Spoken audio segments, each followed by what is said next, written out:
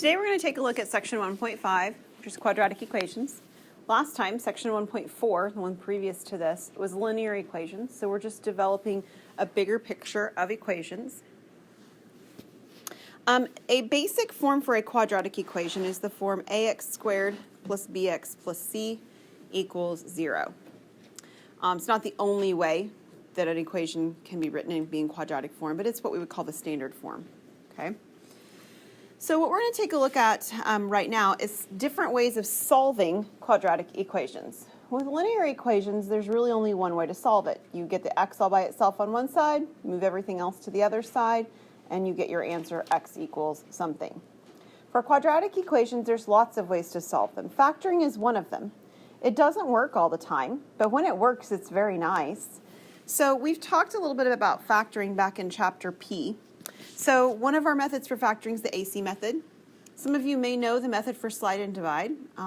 You're welcome to use any of those. Another method we talked about was trial and error, and we talked about the fact that trial and error tends to work very nicely when there's a coefficient of 1 at the beginning, and there is on this one. So I'm going to use the quadratic, or use factoring to solve this quadratic. So we're going to go like this, and we'll use trial and error is what I meant to say. And the reason, of course, that it works pretty nicely is because I don't have to make any decisions about the x squared term. It's x and x. After that, I need my signs to be different because I need the signs at the end to multiply to give me a negative. So I need a negative and a positive. And then I need two numbers that multiply to 8. I don't have a lot of choices, right? I have 8 and 1, or I have 2 and 4. And I need to pick the one that will actually give me a positive 2 when I add them together because the signs are going to be different, which means I need which one? Yeah, the 2 and the 4 and the 2. And I need the 2 to be negative and the 4 to be positive because I want to make sure that when I do the inside and I get negative 2, and I do the outside and I get positive 4, when I add them together I get a positive 2. So I want to check that inner and the outer terms to see that it actually works out, and it does.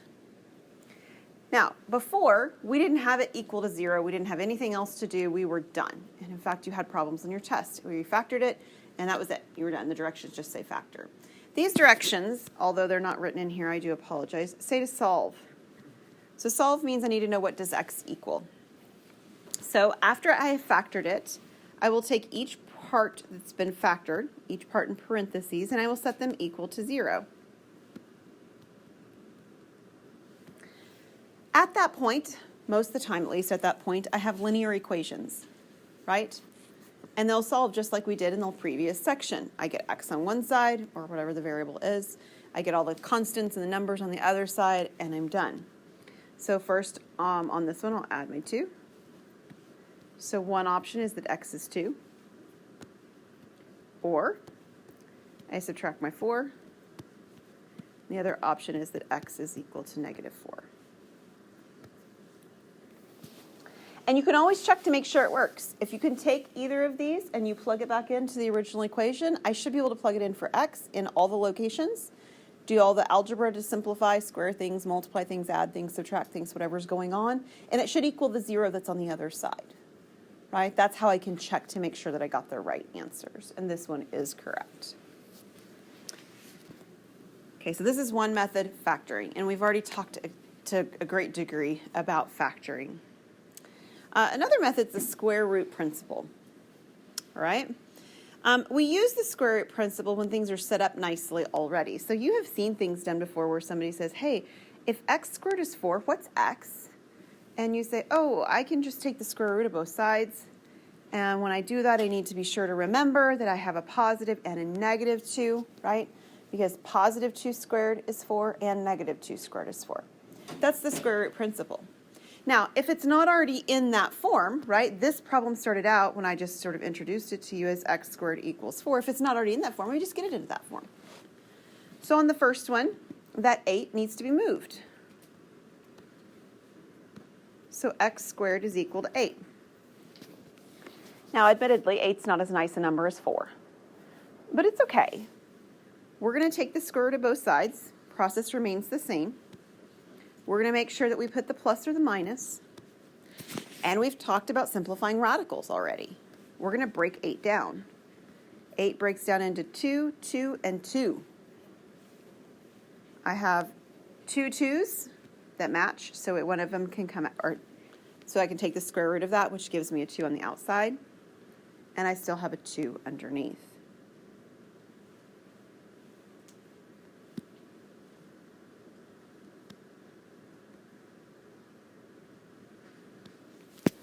That would be my answer. Again, I can check to make sure this works. I can take either the positive or the negative, 2 square root 2. I can square it, and I can subtract 8, and I can double check that when I do that, I end up getting 0, and I will. Now on part B, it's sort of like tempting to look at that and say, hey, look, it says x minus 3 squared. I should square that, multiply it all out, and then I should collect everything on the same side, and then I can factor. And it's not that you can't do that. That would work. It's just that it's already set up in such a nice way that that's sort of counterproductive. So why do I say that? Well, it says that you have something squared on the left, and you have just a number on the right. So this isn't far different than having x squared on the left and 4 on the right. What we're going to do is we're going to take the square root, because that's how you eliminate a square. So when I do that, I just get x minus 3 on the left, and now I have the square root of negative 20. Well, section P.7, we talked about negative radicals, right? Negatives underneath radicals. We said if there's a negative underneath the radical, you can pull it out as an I. So there's an I out here, and I have my square root 20. I still need to break down the 20, but that at least pulls out my negative. So let's now break down our 20. So what will 20 break down into? Tell me some factors. 5 and 4. 5's prime, 4's 2 and 2. So there's 2 2's, right? So out here in front, oh, I'm sorry, and we'll get to it in a second. I need my plus or my minus here too. So let me actually go back and put that in before I continue. There's a plus or minus. Right beside my 2, or my I, I'm going to write the 2. So it's going to say 2i. And then the 5 still remains underneath the radical because he didn't have a pair to pull out with.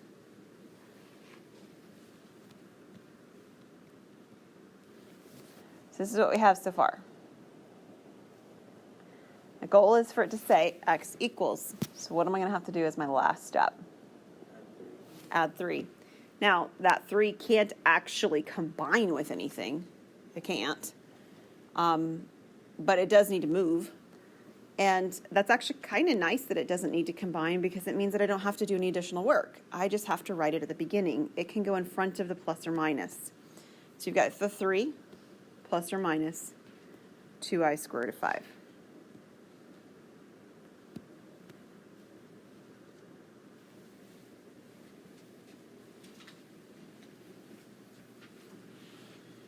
Okay, any questions on that one?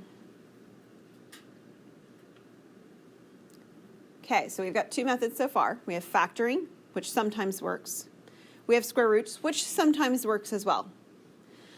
We actually have a way to make square roots work all the time, and you've seen it before, but not for this purpose. You have the process of completing the square.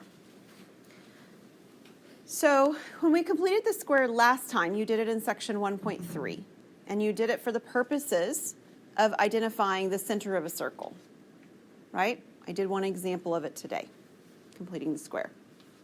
So what we're going to look at on this one is that same process, but what we're using it for is something different. So the first thing that I'd like to do is I'd like to move the 33. Whoops. I just don't need it on that side. So first I'm going to have my m squared minus 12m. I am going to leave a blank spot, and it's going to equal negative 33. And completing the square says I take that linear term, in this case, negative 12. I divide by 2 and I square it. So what is negative 12 divided by 2? Yes, it's negative 6. And then negative 6 squared is? 36. You got it. So we're going to put a 36 in this sort of blank that I left. And if I add it to the left, I must add it to the right. 36 in both locations. Excellent. Now, again, completing this square is actually not as awful as it might seem. And the reason it's not is because the factoring is so nice. It will always factor perfectly as a perfect square. So the m comes here, the negative comes here, and then this is the square root of the 36, which is 6 squared. So it always has this beautiful factoring process. And then on the right-hand side, I have negative 33 and positive 36, which is 3. And what you'll notice is that now it's actually in the same form that b started out in, right? I've got some stuff on the left, it's squared, and I've got some other number on the right. So we can take the square root. That gives me m minus 6 on the left. I have a plus or minus, and this one's actually kind of friendly because it doesn't simplify. Just leave it as square root 3. And what will my last step be? Add the 6. And again, the 6 won't combine with anything. It just gets written in front of the plus or minus.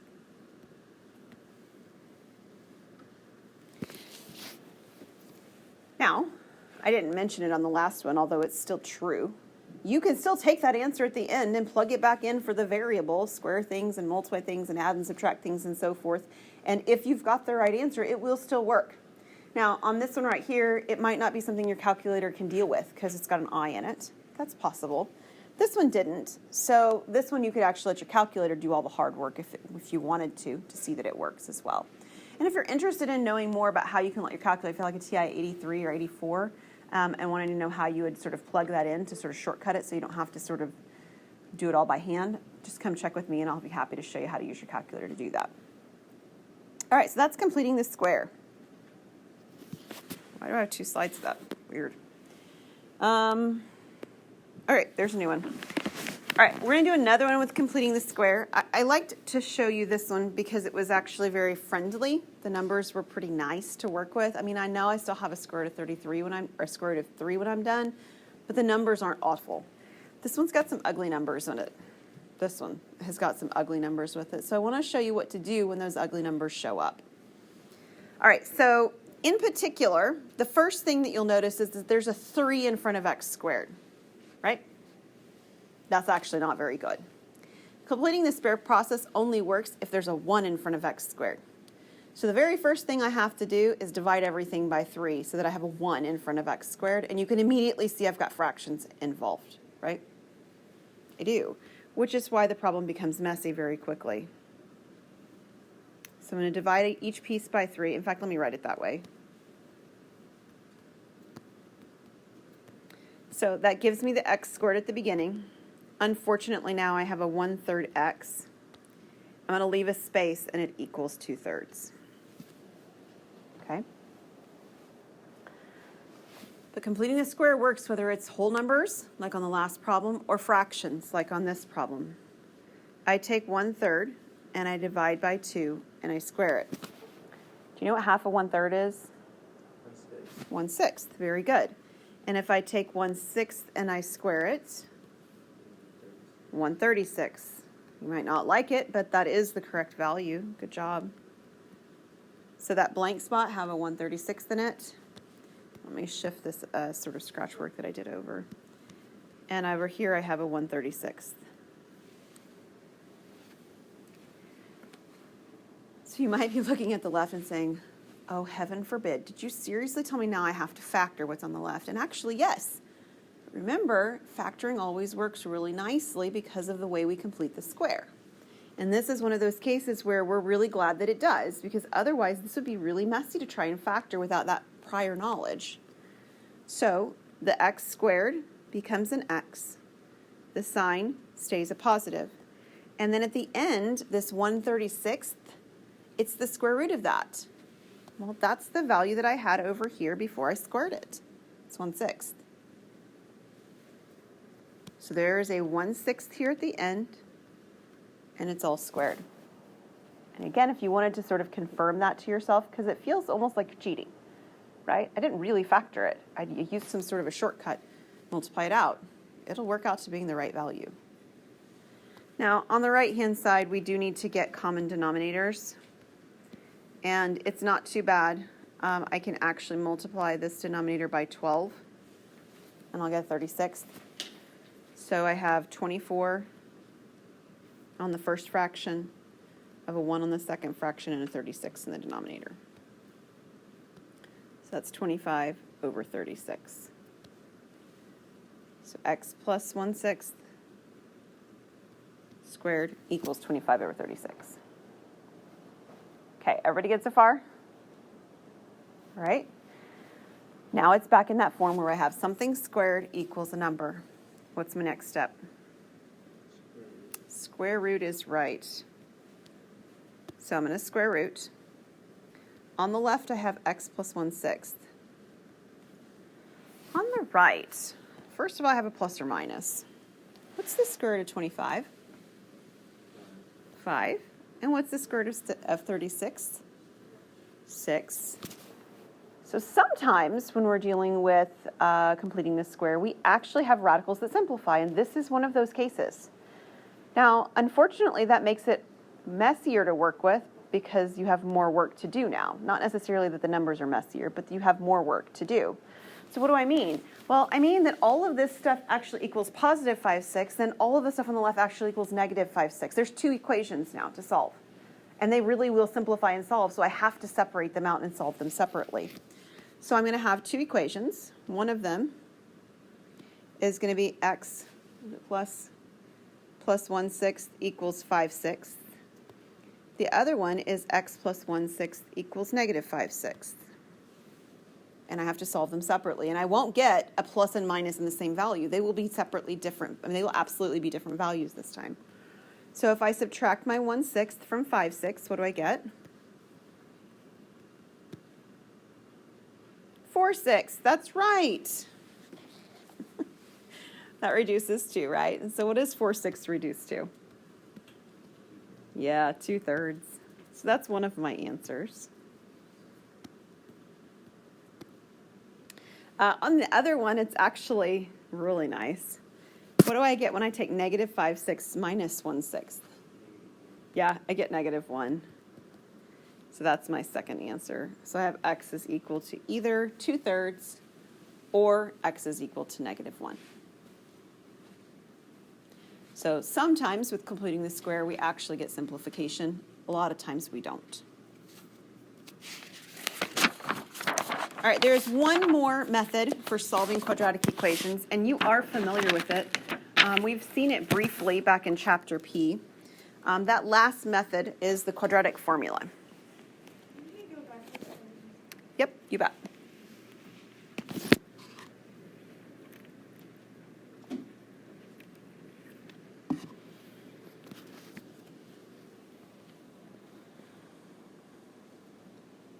Just let me know when you're done, yeah.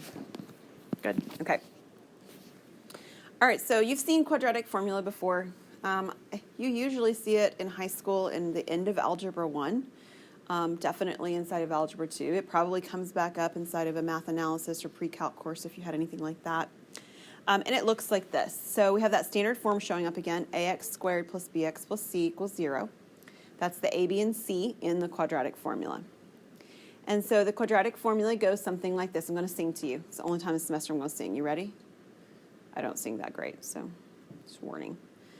X equals negative b plus or minus radical b squared minus 4ac all over 2a.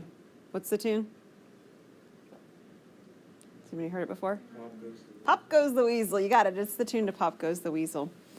All right, so the thing that you need to remember, sometimes we might forget, is that in order to use the quadratic formula as it's stated, I need to have all the values on the left and a 0 on the right. Like it actually has to be written like that to start with. And the one that I'm given in this problem isn't, so I need to adjust it so that it will be. So in particular, I need to move the 6x by subtracting 6x. I need to move the 13 by adding a 13. So now I have x squared minus 6x plus 13 equals 0. So that's in the right form now. And I'm going to identify, and whether or not you need to actually write down A equals B equals C equals like I'm about to. If you don't need to, then don't. That's fine. But just in case it's been a little while, the A value is the number that's in front of the x squared, which is a 1 here. My B value is the number in front of the x, which is a -6. Signs matter, so be careful on that. And my C value is 13. So I'm going to use the quadratic formula here, and I'm going to evaluate. So x equals -b. So you can either write down negative and then -6 if you wish, or you can just write down a 6. Okay, because the opposite of -6 is +6. So x equals -b plus or minus the square root or the radical of b squared. So that's -6 squared minus 4. A is 1 and C is 13.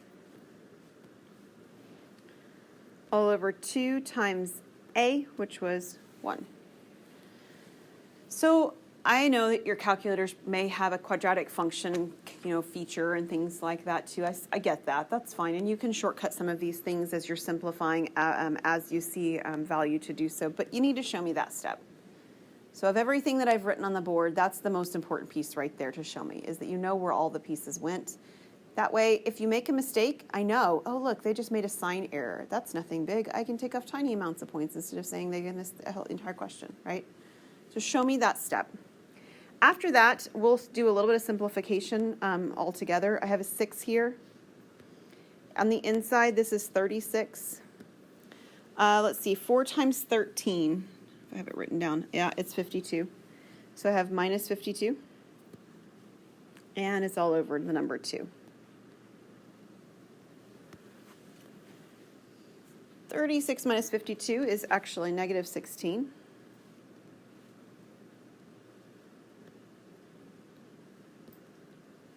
Over 2. All right, so what is the square root of -16? 4i, good. So at this point now, I have 6 plus or minus 4i over 2. So there was lots of simplification places where if you see anything in your test written where it says no with an exclamation point, it's probably a simplification error because it's just like grading on the chalkboard when I see it. And so people did lots of things like this. They just canceled these two out or something, and they forgot that they have to look at all the pieces. The only way there's a way to reduce the numerator with the denominator is if every coefficient piece that's separated with addition and subtraction has that same value that can be divided out. This one does. It means that I have to divide the 6 by 2 and the 4 by 2. So 6 divided by 2, let me just shift this up so more space, is 3. And then the 4 divided by 2 is 2. So I end up with 3 plus or minus 2i. Sometimes they work out with imaginary values in them. Sometimes they work out with whole numbers. Sometimes they might actually simplify with some fractions or radicals that are still involved. So lots of possibilities at the end of those problems. Now, there's a portion of this problem that is actually very useful in making determinations, and that portion is actually the portion that's underneath the radical, the b squared minus 4ac. It's important enough it has its own name. It's called the discriminant. So the discriminant, the part that's under the radical b squared minus 4ac, actually tells us what kinds of solutions we have. Are they going to be real? Are they going to be imaginary? Will there be 0? Will there be 1? Will there be 2? How many solutions will I have? So if the value underneath the radical is positive, then I have 2 real solutions. If the value is 0, I have 1 real solution. And if the value is negative, I have 0 real solutions, but I have 2 imaginary solutions. So that's what happened on our last problem. I had a -16 underneath the radical. I didn't get any real answers coming out of it. I ended up with 2 imaginary answers. One was 3 plus 2i, the other one was 3 minus 2i. So I had 2 imaginary solutions. Notice no matter what happens, the most solutions I can get still 2. I could have 1, but the most that I could have is 2. And that's coming from the fact that x is being squared. And when we get to x cubed problems, we could have at most 3. X to the 4th, we could have at most 4, and so forth. So you are going to have some questions where you're not necessarily asked to solve, you're just asked what kinds of solutions do you get and how many. So that's this last question, number 5. How many and what type of solutions will you have? So I don't need to solve it. I don't need to actually find them according to these directions. I just need to answer the question that's being asked. In particular, I need to do b squared minus 4ac and sort of compare it to this itemized listing of options. So my b value is -7, so I have -7 squared minus 4. My a value is 3 times my c value, which is also 3. This is the discriminant value. I need to still multiply it, but this will be what I have. So -7 squared is 49. 4 times 3 is 12, and then 12 times the next 3 would be 36. Is the answer going to be positive or negative? Or 0? It's positive, right? This one is greater than 0. You can find out what it is. I mean, it's not necessarily like I don't expect you can, but at this point, you can also just visually tell, I know I've got a positive number, which is all I really need in order to be able to use this list. A positive number tells me I have 2 real solutions, and that's what the question was asking me for. 2 real solutions. But you have to show the work to get there too. You can't just jump from here to here and call it good on the problem. Right? That's not what we're looking for. But the answer is 2 real solutions. Any questions on those? Okay. So this section 1.5, is assigned. It'll be due at class time on Thursday. We have one more section. We're going to see how far we can get. I'm hoping we'll get it finished, but we'll just see.